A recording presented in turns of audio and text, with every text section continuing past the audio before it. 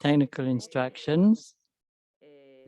Firstly, today's panel will be held mainly in Spanish, although we will have one intervention in English.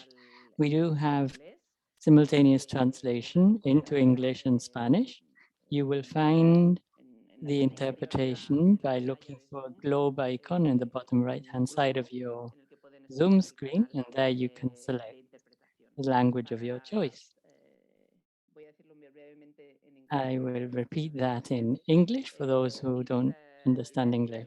Mostly in Spanish. So if you don't understand Spanish, you have interpretation available. At the bottom of your screen, there is a little globe and you can choose the English language. El panel va a ser también grabado. Today's session will also be recorded. I just wanted to let you all know. And let's get started. With no further ado, welcome to you all. The panel is a feminist and decolonial view on debt and climate change, which we've developed in the NGO forum that is running in parallel to the Commission on the Status of Women. It's been organized by organizations from the Global South and also from Europe, including Latindad, APMDD, Asian People's Movement on Debt and Development, that is, Equidad de Género, Ciudadanía y Trabajo y Familia from Mexico, and the European network, Eurodad. As we all know, gender justice is intertwined with climate justice and economic justice. On the one hand, financial dynamics and the climate emergency feed off each other. Rising public debt makes it more difficult for countries to fight climate change or to invest in adaptation or deal with the impacts of climate catastrophes. But on the other hand, the financial needs to invest in climate resilience or the costs of recovering from the impacts of climate change increase the debt of countries, especially countries in the South. Also, this debt and this climate emergency have an cumulative impact on inequalities, especially on gender inequalities.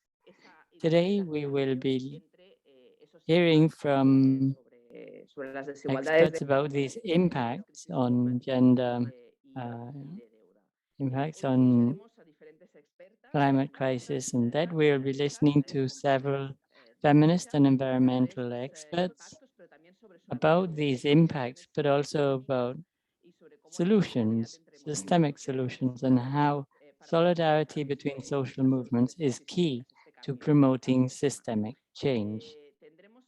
We will have with us Emmeline Cial Ilolaya, if I pronounced that right, from Piango, which is the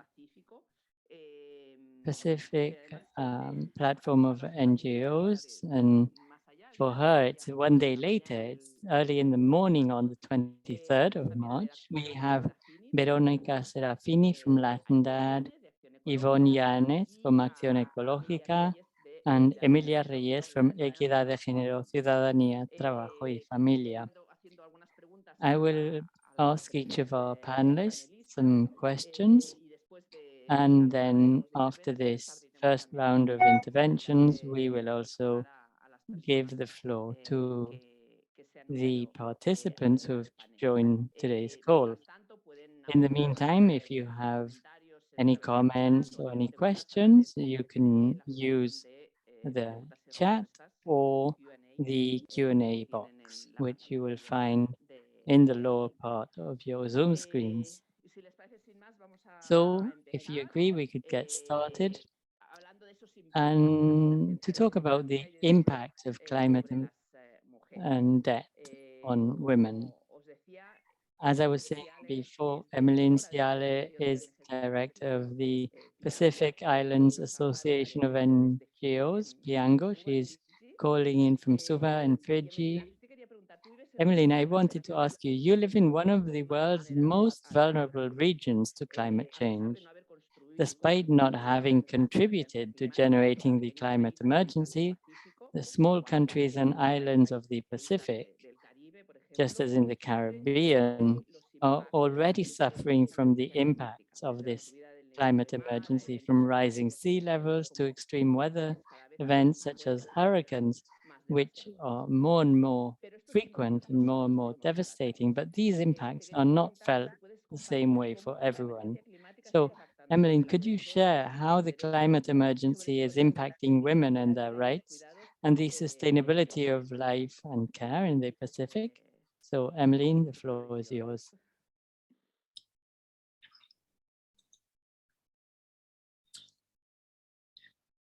Thank you very much, Yolanda, for the welcome and for the introductions. I hope I'm sounding okay.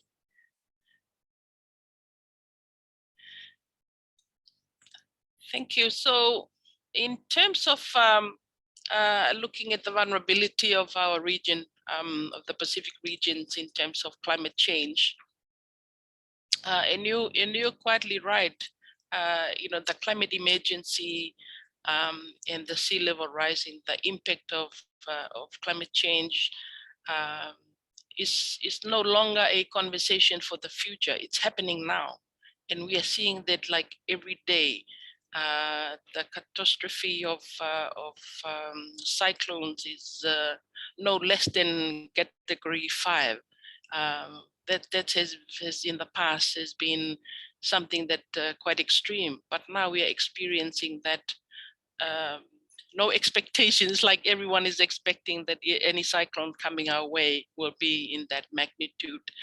But it's also quite clear from any crisis, even COVID-19, that our women and our children are the most vulnerable, perhaps because of the kind of labor structure that we have in terms of our gender role, that we play a huge role in our care economy.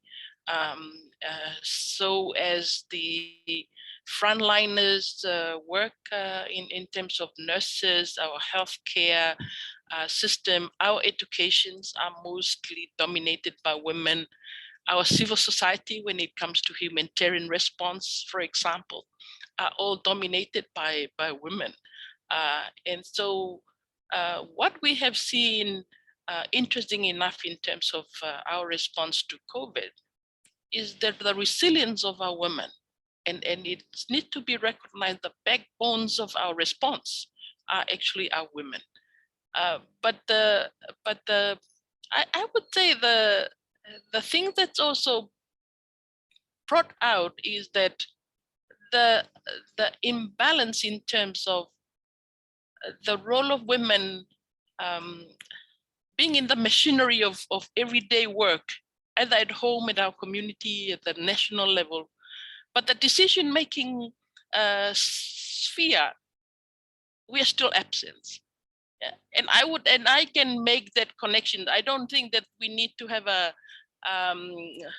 extremely expert person to come and tell us the connections of where the missing the gaps is that we have a whole lot of people that the knowledge that we have, the experiences that we had learned over the years of being mothers, of being women's leaders in our own communities, are not being translated to the national level of how we inform development in the broader sense.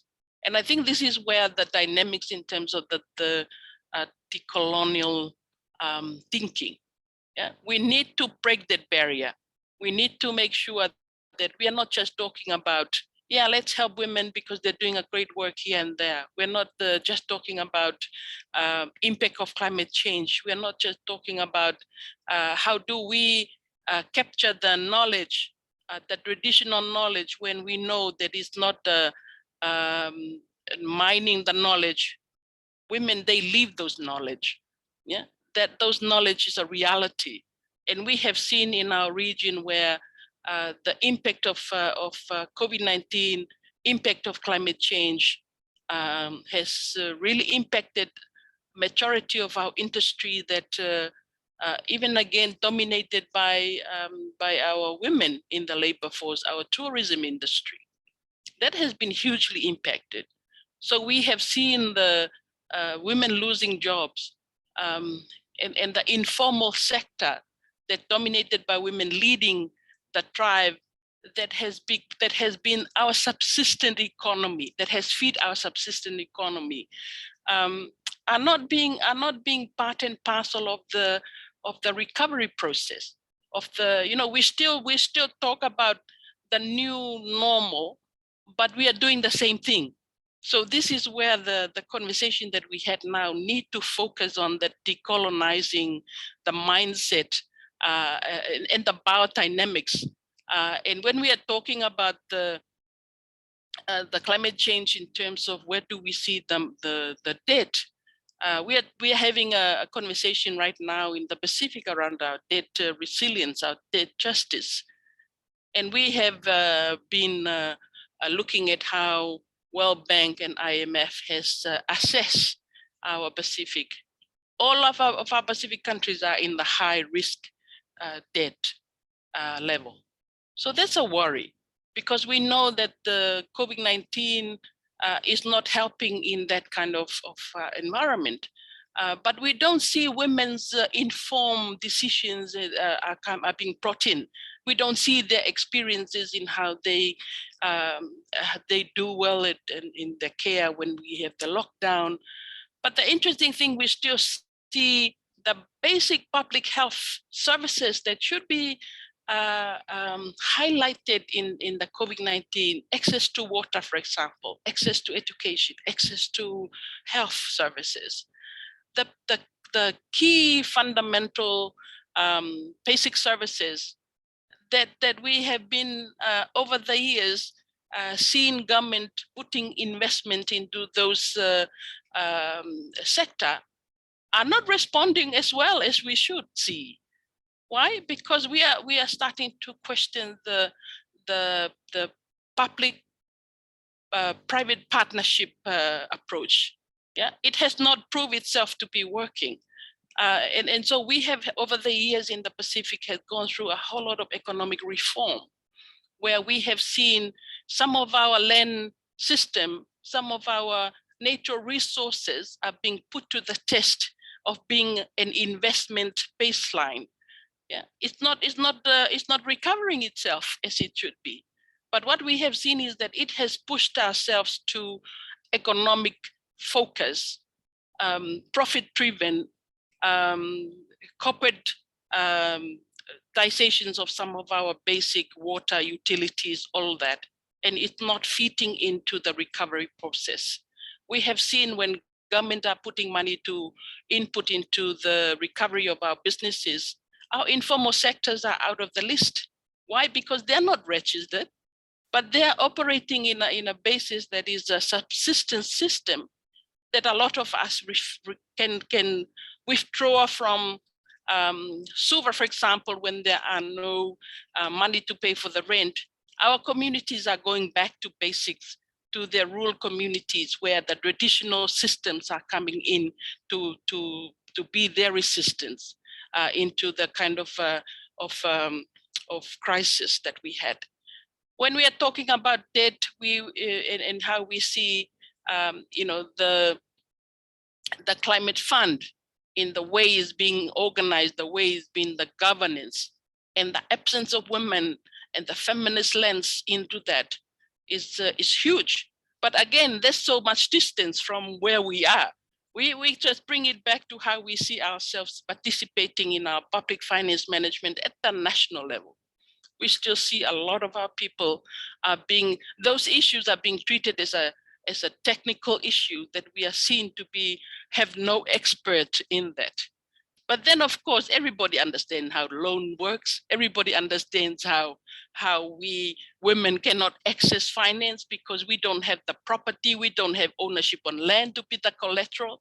So how different does that?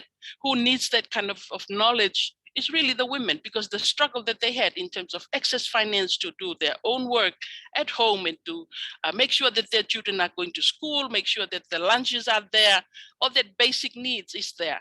And they have that experience and knowledge in how we see that.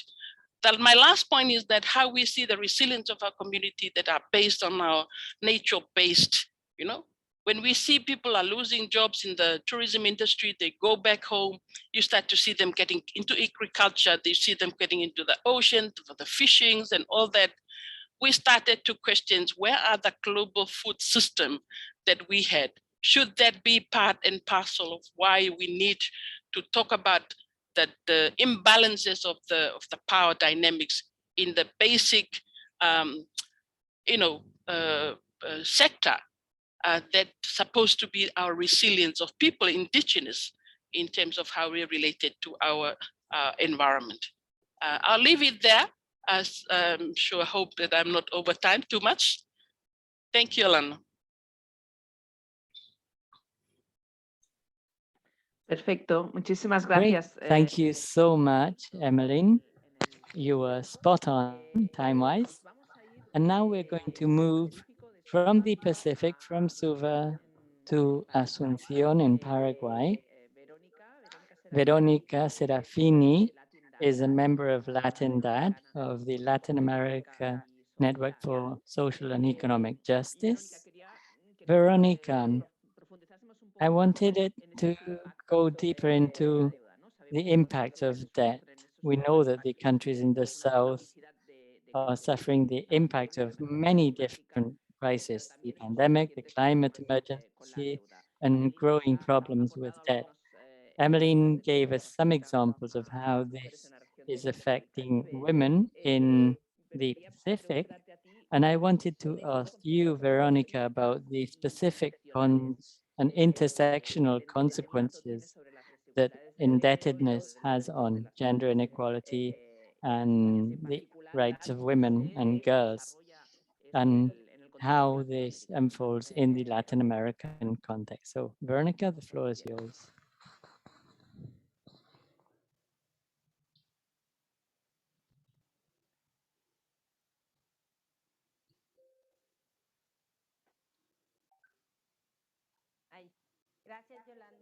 Thank you, Yolanda.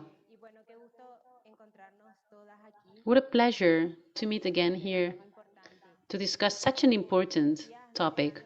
As Yolanda was saying, in Latin America, we are starting a new path towards indebtedness, knowing the negative effects that indebtedness has had in the 80s, in the 90s, where structural adjustment policies were applied.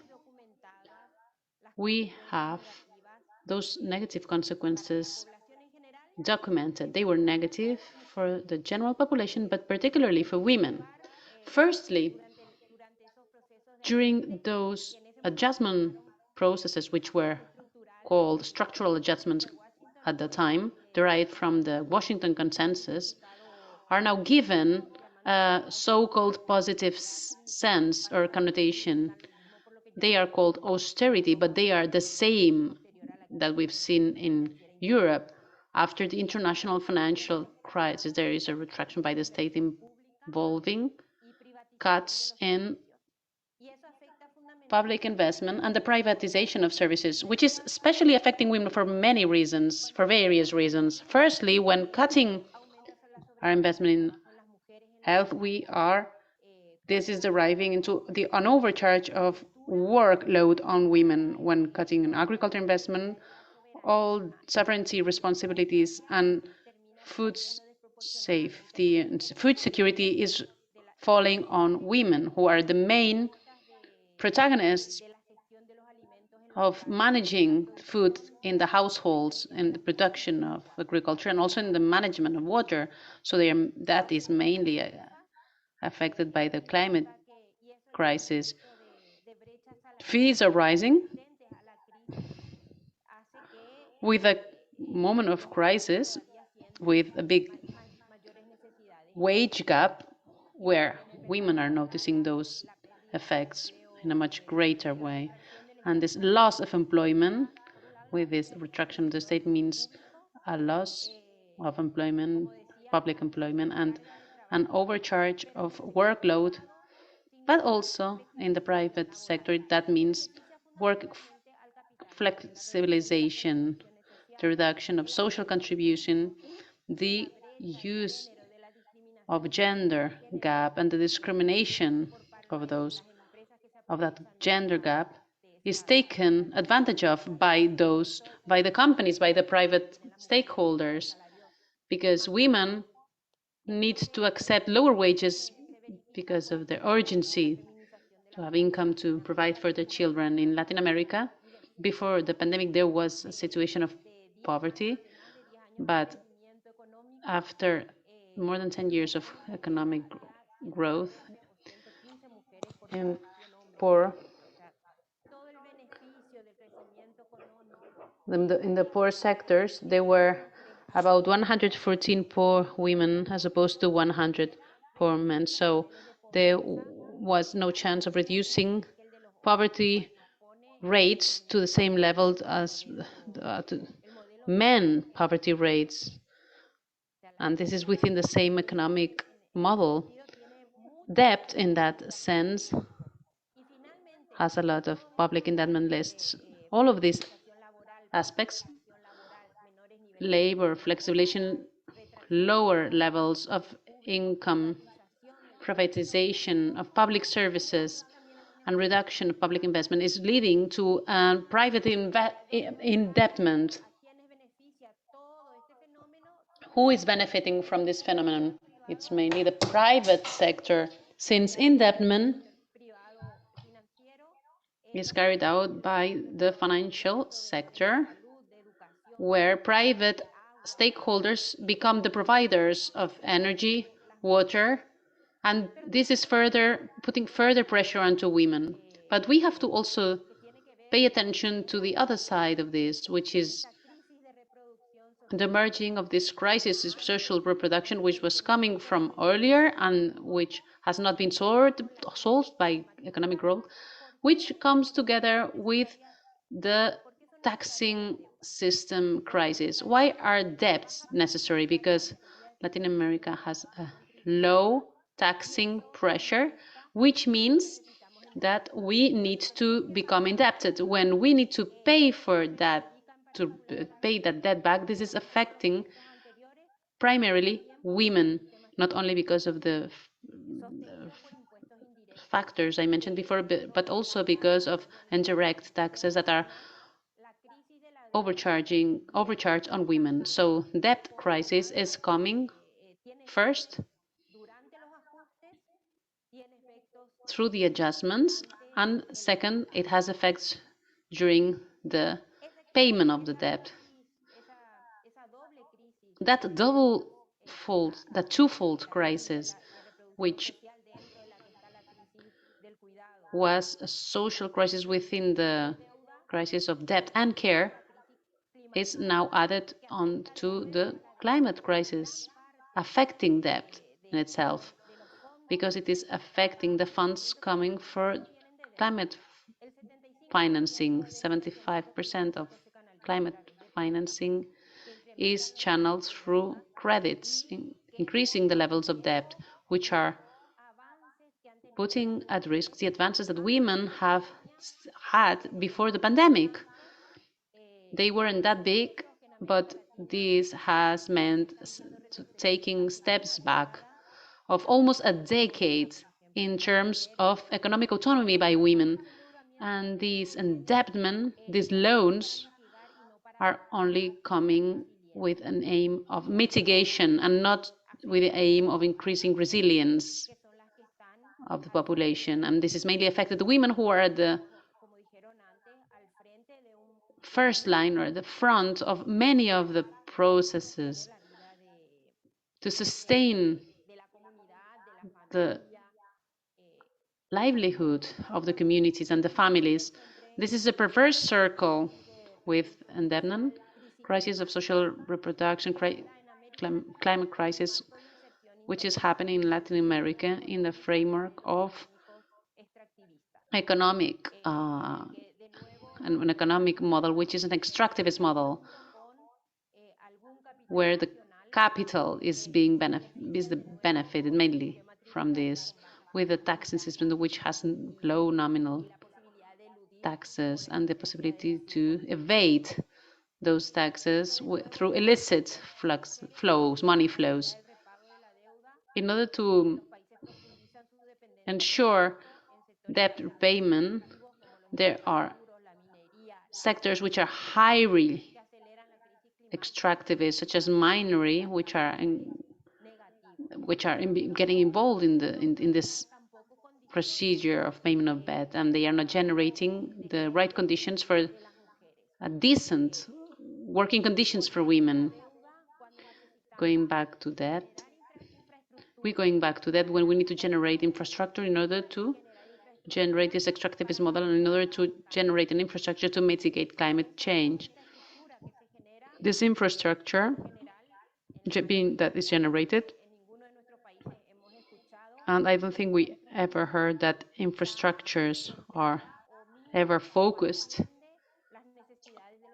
on the needs and rights of women. For example, the infrastructure of care, the infrastructure for family agriculture, infrastructure for small and middle-sized companies. Those companies are the main kind of companies where women are working, but this is where most the vulnerable jobs are. When it comes to climate crisis, we can see how all of this system is closely linked to inequalities. It generates inequalities in a vicious circle. And our countries find it very difficult to come out of this circle. This is why we need structural answers that will bring us together in solidarity. International solidarity, because it's the same case. There are no inequalities among countries. Central American countries, South American countries are sharing most of these characteristics. So we don't only need national answers, but also solutions that might come from international architectural politics that will allow us to tackle these problems in a systemic way, jointly, together with the feminist movements and the popular demands and the grassroots demands by women. Thank you very much, Veronica.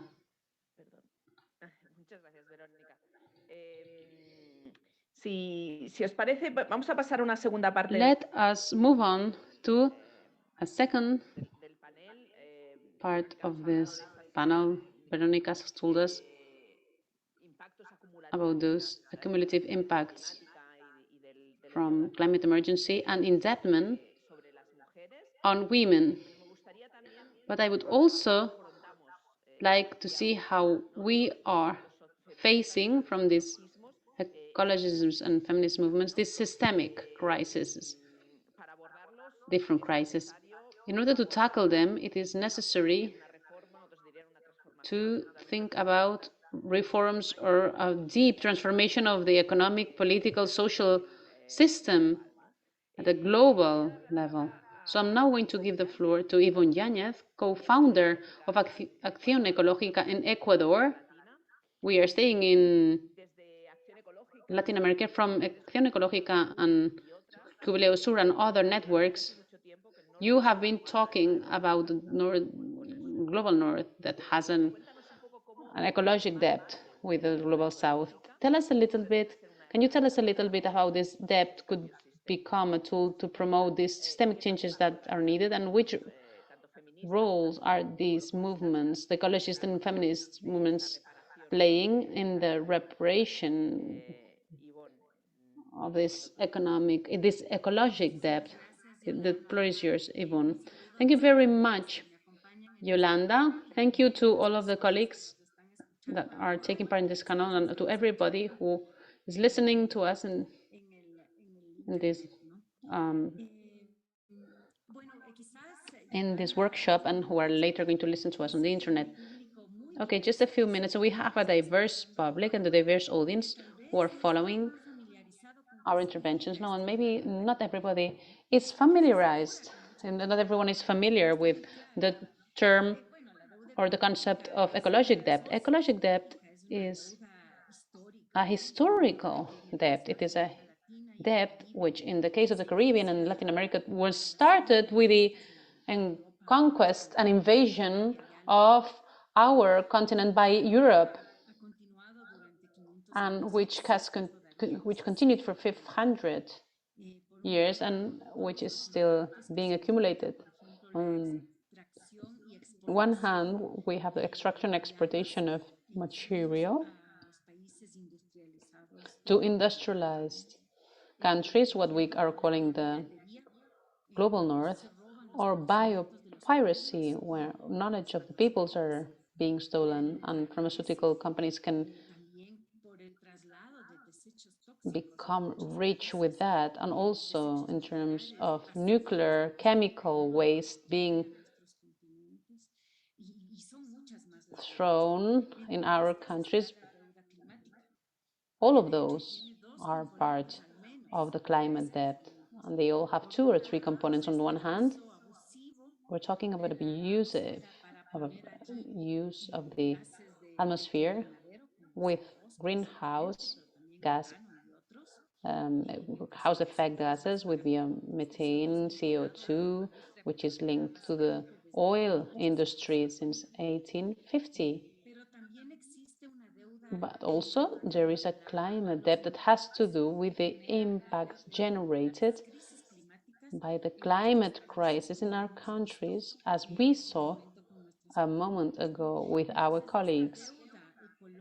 Therefore, this ecologic crisis debt, which is also a social debt and a historic debt, which is still being accumulated nowadays, it is an ongoing accumulation, needs to be acknowledged openly, and this would be a very important step to be taken. And secondly, this debt should be answered for.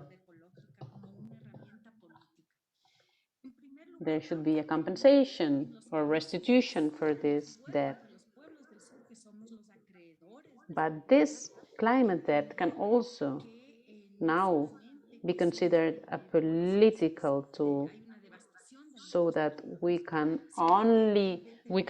just be seen as providers, but as the actors that are stopping the growth of this ecological debt. Thus, comparing the situation with the external debt, where they are asking of us to repay a debt which is an odious, unjust debt, which is much smaller than the gigantic socio-ecological debt that the northern countries have with us.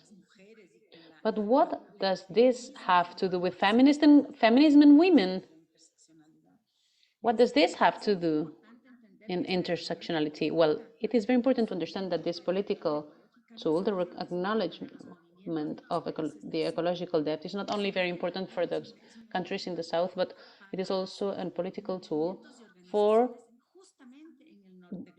movements and organizations precisely in the global north, because if they acknowledge themselves as debtors, indebted, seeing this dependency of hydrocarbons and minerals that the North has on other continents, that means that we need to stop this devastation, and this relationship between North and South need to change. And solidarity must be woven with countries in the South. So this is a political tool for us, but also for organizations and movements in the North. It could also be looked with a different perspective. For example, immigration in Europe could be also looked at from the perspective of ecological debt. But I think it was important to mention this in any case, and I think that right now it would be important to understand that this analysis of the debt, external debt, ecological debt, climate justice, how they have a relationship with women and the feminism in the South and the movement of women from the South. There is analysis of the Latin American ecological movement with a perspective that has contributed a lot in the international debate in order to understand the global social and environmental problems. But also we can have a perspective of the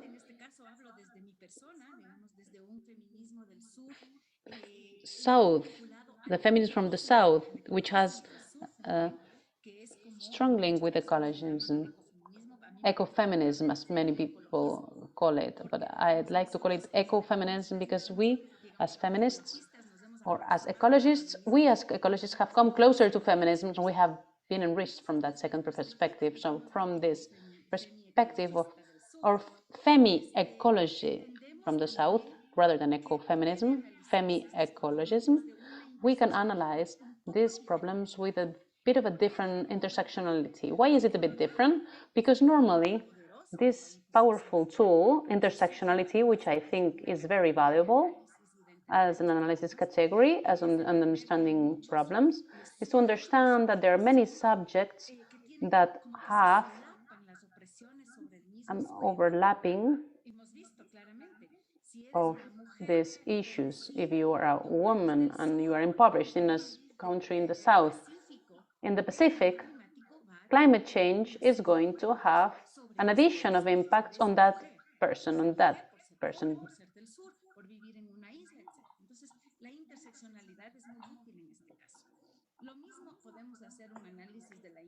de la interseccionalidad del sur, por ejemplo, lo que ocurre con los problemas que causan el cambio climático, que es, por ejemplo, la extracción de petróleo, gas, carbón. The extraction of oil, coal from our countries, and we can clearly say that women living in the Amazon, we could ask ourselves, why do women from the Equatorian Amazon have 3 times more cancer than men? And it's precisely for the same reasons that Emmeline and Veronica mentioned. Women in the Amazon have to wash clothes in polluted rivers. Women from the Amazon have to take care of the people who fall ill.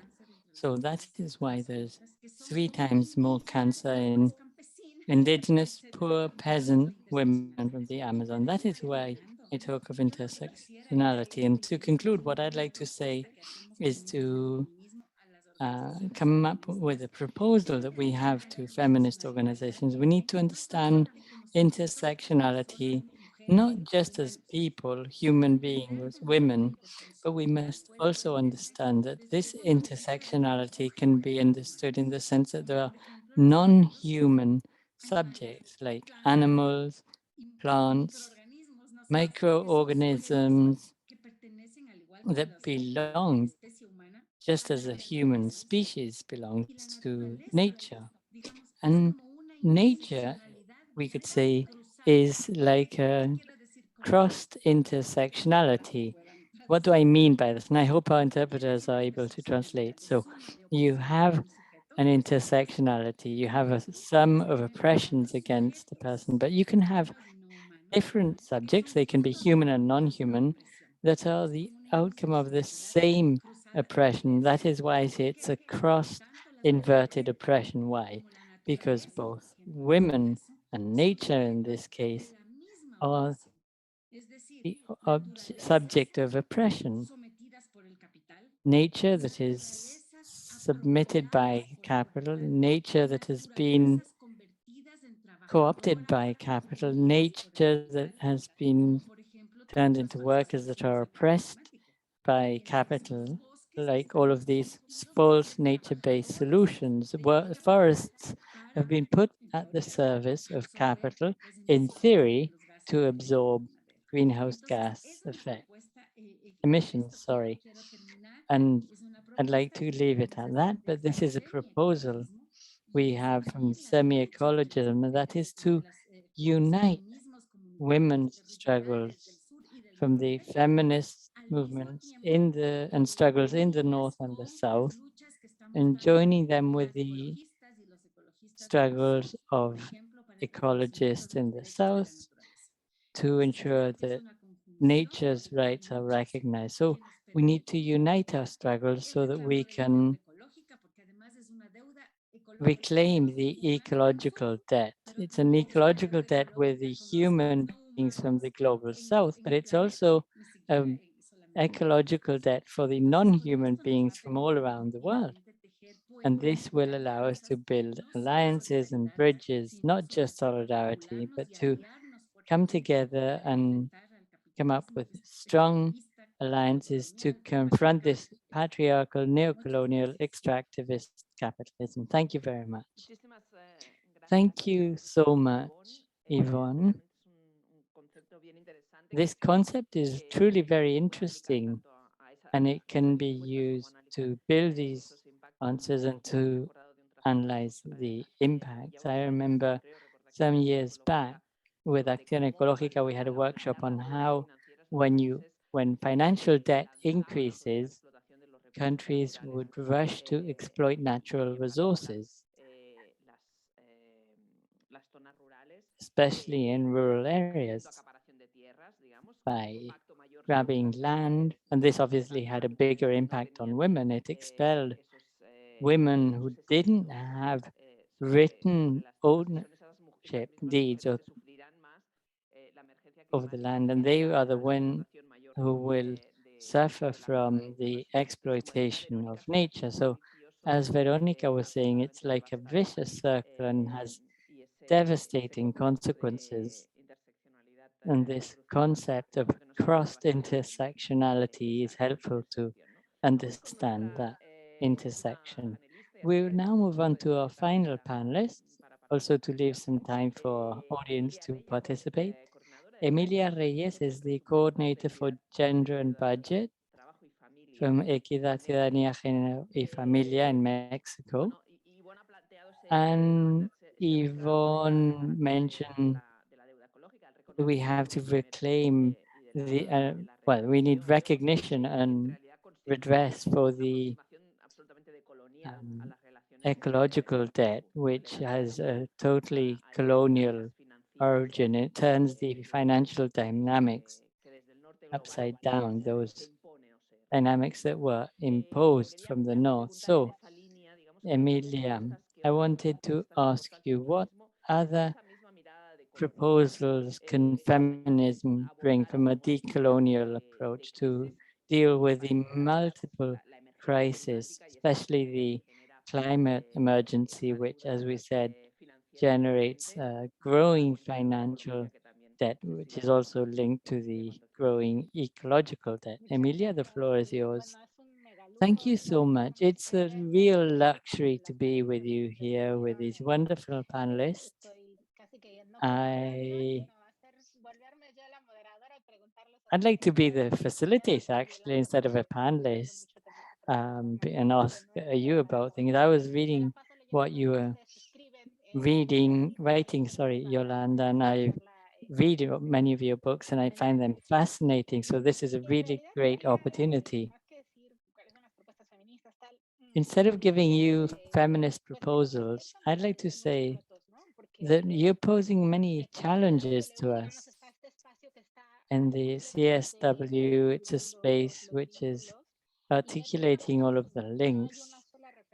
And I am sad to see there's no single reference to debt. Some feminists from the global south have been trying to push language on debt, but it seems as if movements don't understand why there's a need to discuss this with countries, or maybe they do understand it and do detect that that is there, but they don't have any arguments to support this. As Veronica said, debt was very powerful topic, a hot topic in the 70s and in the 80s for social movements in the global south. There's a long-standing tradition which also feeds into the demands against austerity or in favor of public services. And before the feminist movements in Latin America. I mean, we are feminists from the South. We are not talking of the first, second, or third wave feminism. That hasn't happened in the South. All of this academic approach to feminism in the North, that has nothing to do with us. We know how to map liberal or neoliberal feminism, but in Latin America, when we had a socialist feminism, which derived from Federico Engels, and he talks about the sexual division of labor, and that is a stronghold of socialist feminism in Latin America. And we continue to talk of the sexual division of labor as well as the geographical division of labor. And these are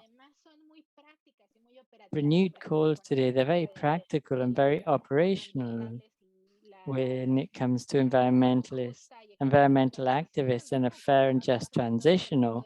When you talk of labor, men have been occupying all of these sectors like transport, energy, infrastructure, even large agricultural projects. And when you say that you want a just transition and you want to invest in the new economy, they're taking men out of one sector and putting them into another.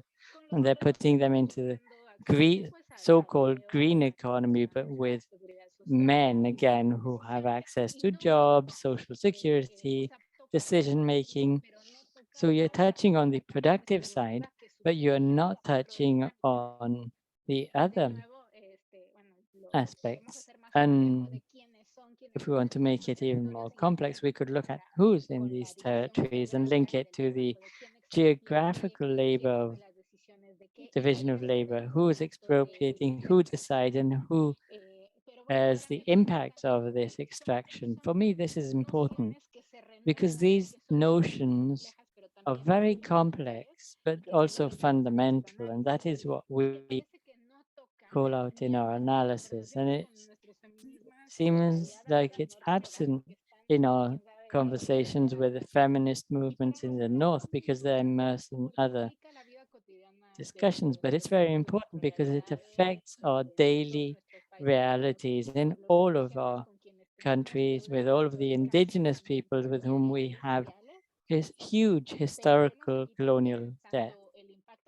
If we look at the colonial impact and the impact of the sexual labor division, what I say is it's things I say time and time again, like 6% of the world's population are indigenous people and they hold 80% of biodiversity. So they have a wealth of knowledge, even in those realities where they suffer from discrimination, exclusion, and oppression. Despite all of that, and now we need to add the eco side. It's as if the global south is subsidizing the global north. Indigenous peoples are subsidizing life on this planet right now. And those are the dialogues that we need to expand in our conversation. We have a way of living with ecosystems. We see ourselves as part of those ecosystems. I totally agree when we look at our arguments against all of those fake solutions, false solutions. We need to bring in all of those elements. They're realities that are very well accepted in the South, and it seems like they don't find their space in the global North. But I think these discussions, they may seem sophisticated, and I'm very much concerned to see that there is no reference to debt in the CSW when debt is a historical component of feminist demands from the 70s. I don't know what's happening now. We have to get that back on the agenda. But the same happens when you don't have a global language, in the UN framework agreements, they tell us that solutions have to be local and national. Yes, that's all very well.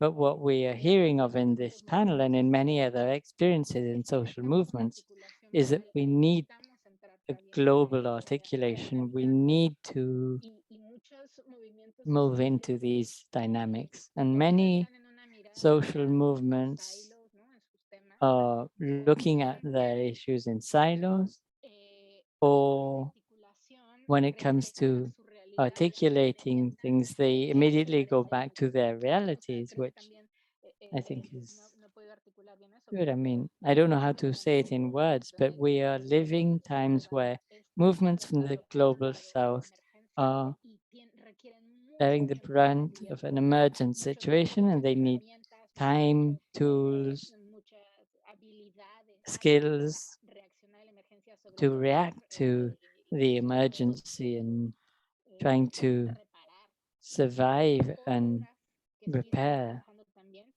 But there are others working for systemic solutions, such as the circular economy and the economy of care, community care spaces. And that is something we need to discuss at a global level.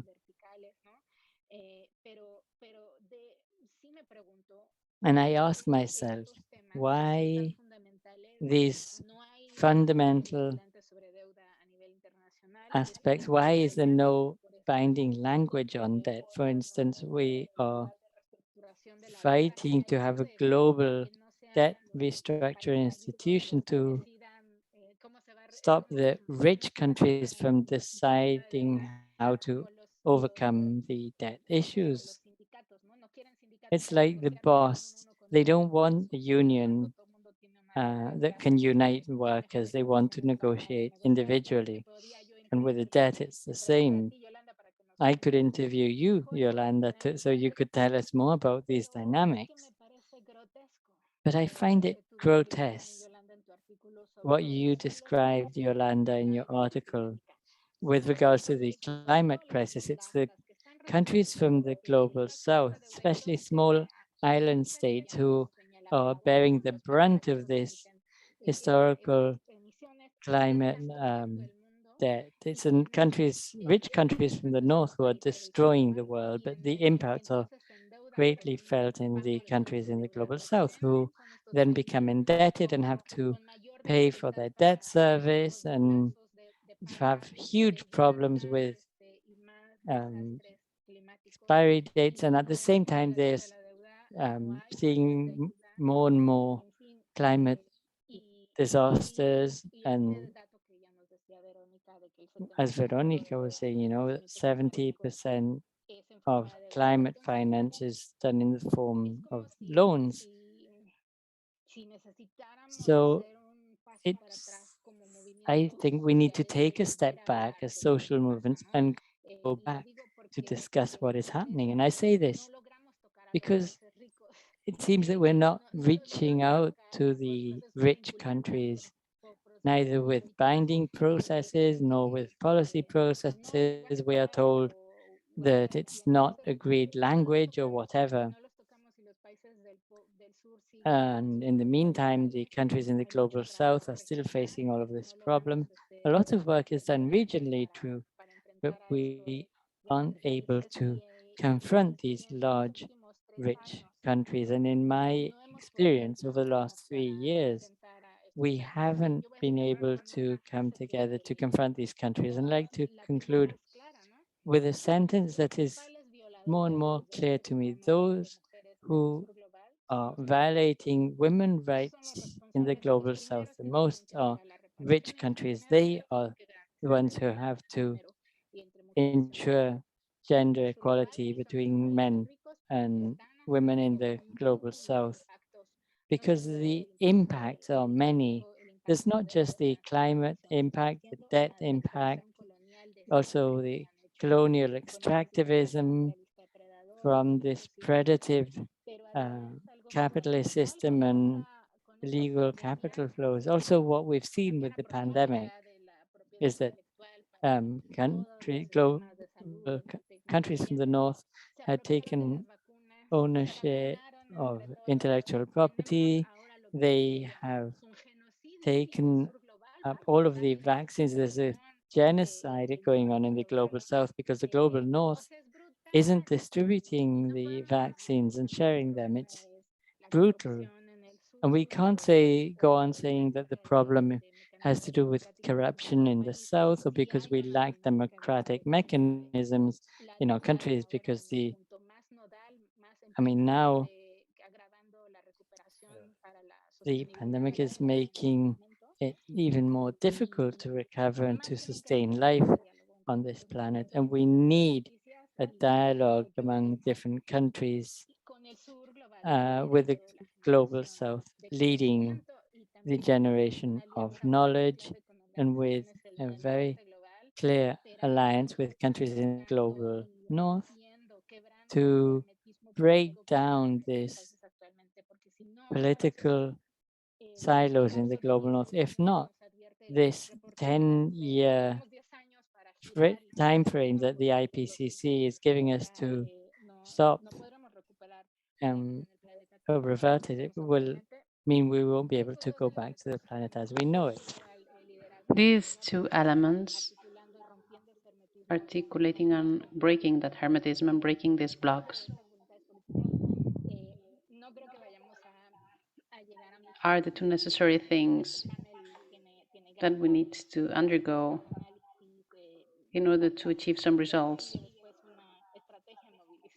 The strategies that have been tackled in this panel, I think, are very important and necessary. Thank you, Emilia. And also, I think it is important, and I am grateful that you have launched these issues.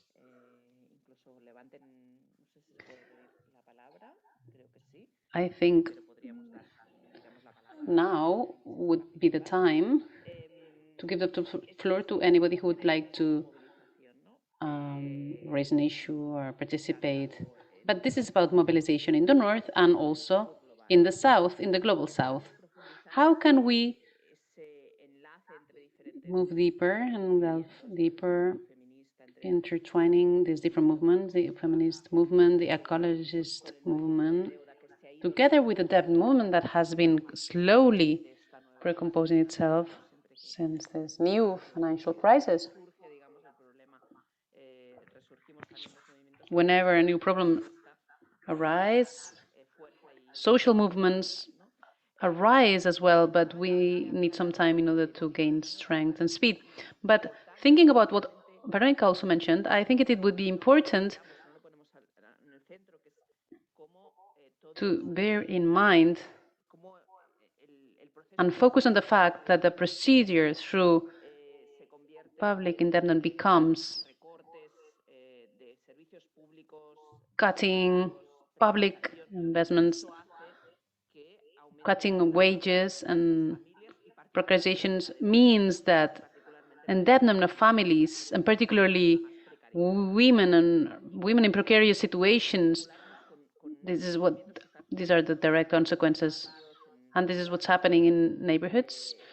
And this is why there is movements of resistance against these strategies. There are community movements that are probably stronger at the level of neighborhoods in order to generate different realities. And these movements are more careful with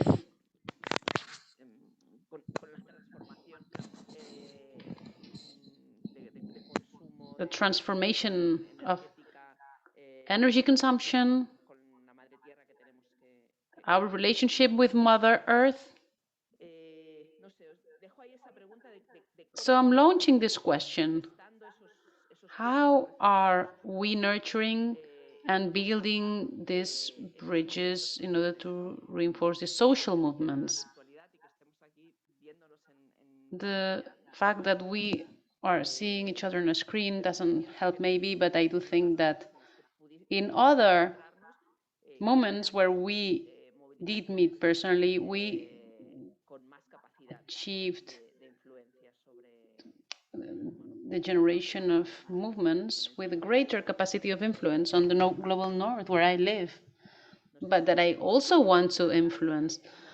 So now would be the time for any comments or questions from any of the panelists, but we are opening the mic as well. So if we have questions or comments. Verónica, you have the floor. Along the lines of what you were saying and asking how to do this, I think the great challenge that we have as organizations like ours, having a contact with social and feminist movements, one of the challenges is to learn from these processes of how women are resilient, how they rebuild themselves in a crisis. What does resilience mean, though? We need to deconstruct all those terms: resilience, financial inclusion, linked to private indebtedness. How do they de-learn? How do we unlearn?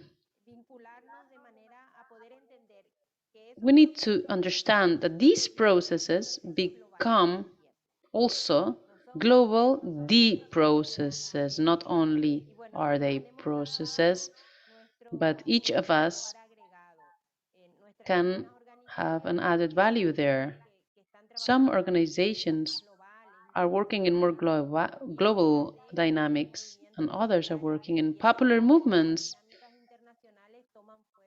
understanding how those global movements are being rooted in the daily life of people. And this is what we need to link. For example, 8M brands with this fiscal space generation, which has to do with what we're talking now. Restrictions generating debt, restrictions generating unjust taxing systems, and the overload of work, because the more overload of work and the more anguish women have, the less chances they will have to participate in social movements because they will be overwhelmed and anguished. So this has to be problematized, but also the concepts. When talking about economic recovery during COVID, we're talking about a greater workload on women. Resilience, financial inclusion. There's a great challenge that we have of understanding realities, learning from daily realities like ours, and also reconstruct certain concepts, question those concepts from the mainstream economic system that was implemented in those concepts in universities, in the academia. We are still talking about vulnerability as if it were a vulnerability that has to do with dependency or old age. But we are all vulnerable since the moment we are born. We are all bound to reciprocity relationships. However, in international organization definitions, there are policies to protect the vulnerable ones, referring to certain sectors of society, so that the rest will be considered as non-vulnerable. This is generating greater inequalities among the women themselves. So we have a great challenge ahead of us when it comes to these debates. And a different outlook needs to be proposed. Thank you, Veronica. Next, Yvonne, and then Emily. Thank you, Yolanda. I think what Veronica is saying is very important. I would like to mention something that has to do with the transition, because everybody's talking about transition nowadays. The Ministry of Environment is giving oil companies the name of minister. They're calling itself Ministry of Ecological Transition. The World Bank is talking about transition, everybody, because it's fashionable. The problem is this is being imposed on the southern countries as a concept of transition that is exclusively energetic transition from the north. So it is important to deconstruct and problematize this, while at the same time dispute it and charge it with content. And this is where I think women are fundamental. We need to recharge this transition with content. Okay, you want to talk to about transition? Yes, but from indigenous peoples? Yes, from grassroots organizations, from communities. It doesn't necessarily have to do a positivist lineal transition. It could also be a transition toward the past, towards where how we lived in the past, or it could also be a timely, a spiral transition, like in Andean areas. Or instead of calling it transition, we could call it transformation. We could call it causal sun. From the South and ecological organization, we need to deconstruct, problematize, and recharge these concepts, give them new sense, like circular economy, transition, and all of these so-called solutions to face climate change. Nature is being instrumentalized. These concepts are absolutely capitalist, neoliberal proposals. So this is why I wanted to to go back to the issue of transitions that are coming strongly. Transitions will mean endowment for many countries as well. Transitions understood from the north, of course. Yes, it's not a transition toward the new capitalism that we want, but transition towards something else. Emily, it's your turn if you want to intervene.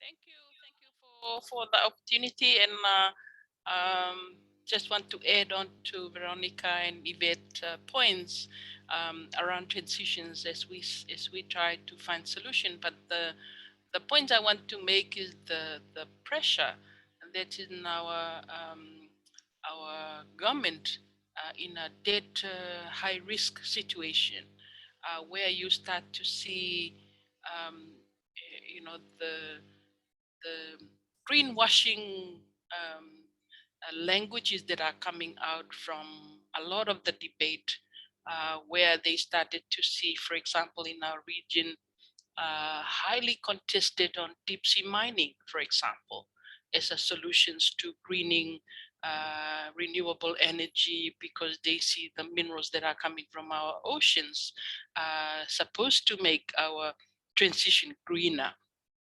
So when you are in a highly dead risk situation, the pressure is really high on government to align themselves to the corporate capture languages.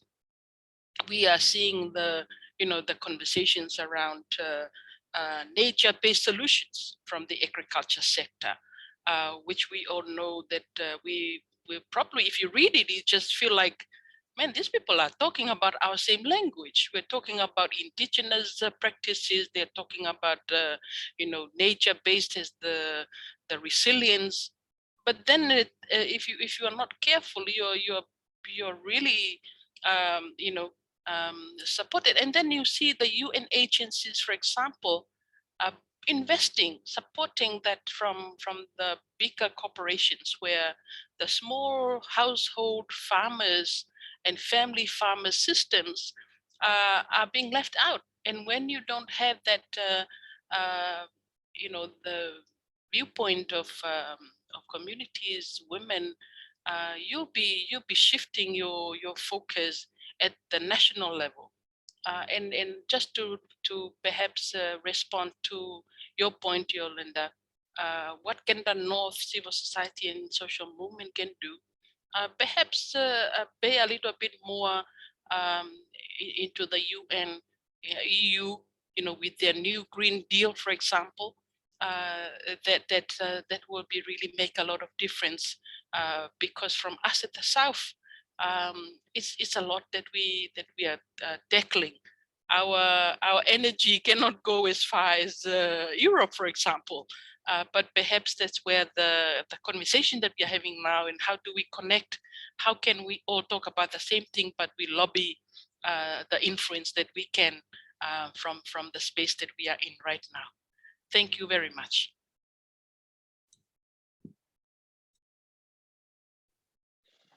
Muchísimas gracias, Emerinte. Thank you very much.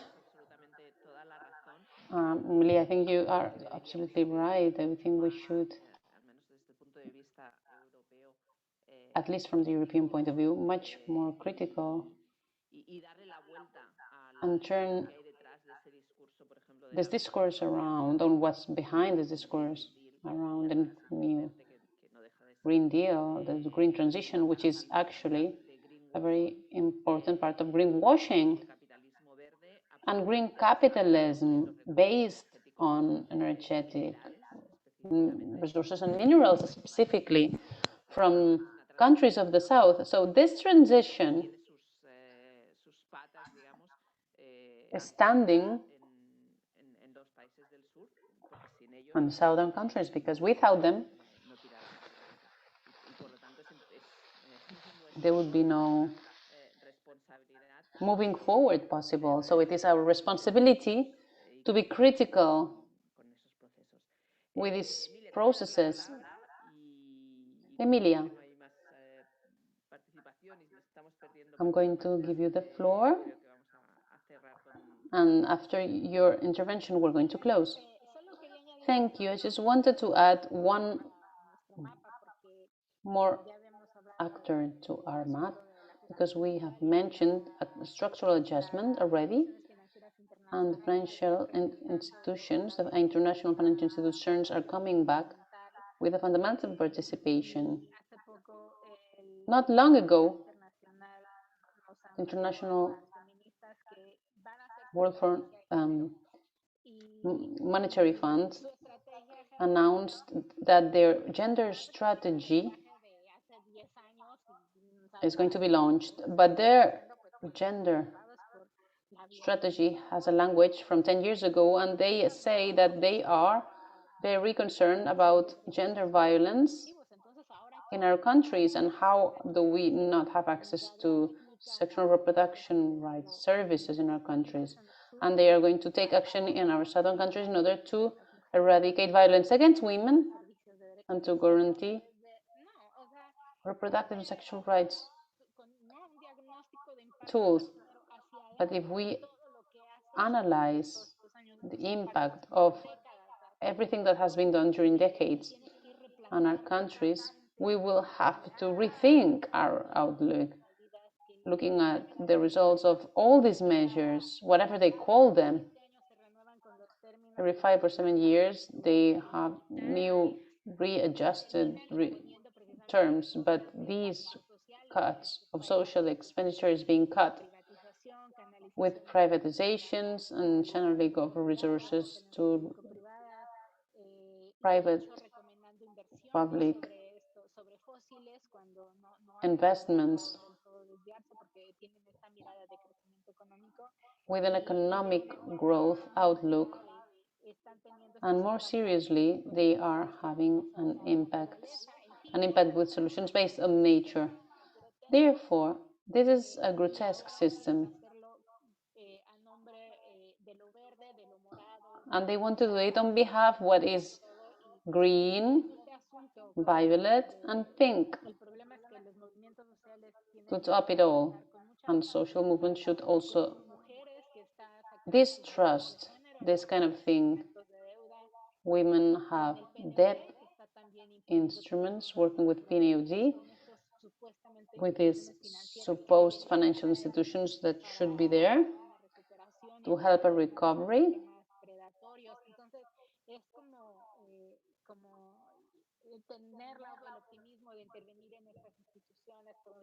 having the optimism to participate in these organizations is fundamental, and offering technical help wherever it is needed.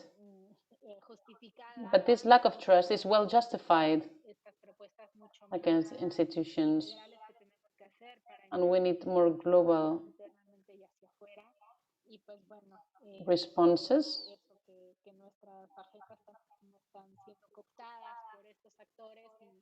These actors are trying to take over these movements.